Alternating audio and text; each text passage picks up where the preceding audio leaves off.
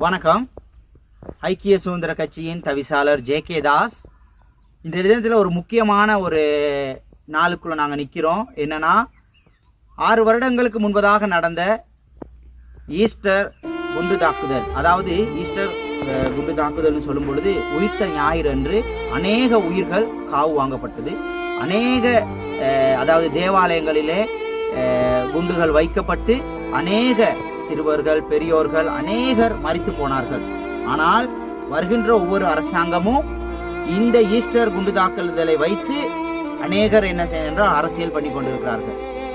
இப்பொழுது இருக்கிற தேசிய மக்கள் சக்தி கூட வரும்பொழுது சொன்ன ஒரு காரியம், இந்த உயிர்த்த ஞாயிறுக்கு நடந்த அந்த பாஸ்கு இரிதாவுக்கு நடந்த அந்த அதாவது ஈஸ்டர் தாக்குதலுக்கு நாங்கள் சரியான நடவடிக்கை எடுப்போம், அவர்களுக்கு ஒரு நீதி கிடைக்கிறதுக்கு நாங்கள் செயல்படுவோம்னு சொன்னாங்க. ஆனால் இதுவரை காலமாக எந்த ஒரு செயல்பாடையும் நாங்கள் காண முடியவில்லை. இந்த அரசாங்கத்துக்கு நாங்கள் சொல்ல வேண்டிய முக்கிய காரணம் என்னவென்றால், இதுவரைக்கும் அநேக அரசியல்வாதிகள் அநேக தலைவர்கள் எங்களுடைய மக்களை ஏமாற்றி கொண்டுதான் இருக்கிறார்கள்.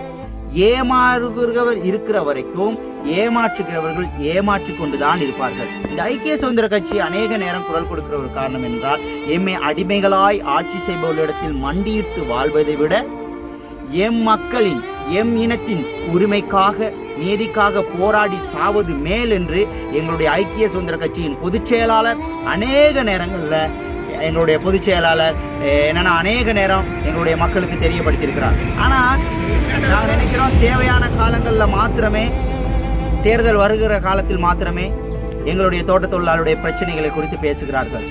அதுக்கு அப்புறமாக தோட்ட தொழிலாளருடைய பிரச்சனையுமா இருக்கலாம் அல்லது எங்களுடைய நாட்டின் பிரச்சனையா இருக்கலாம், எல்லோரும் அந்நேரத்திலே மாத்திரம் பேசிக் கொண்டிருக்கிறார்கள். எங்களுக்கு முக்கியமான ஒரு விடயம், இந்த ஈஸ்டர் தாக்குதலுக்கு சரியான, அதாவது செய்த குற்றவாளிகளுக்கு சரியான தண்டனை கிடைக்க வேண்டும்.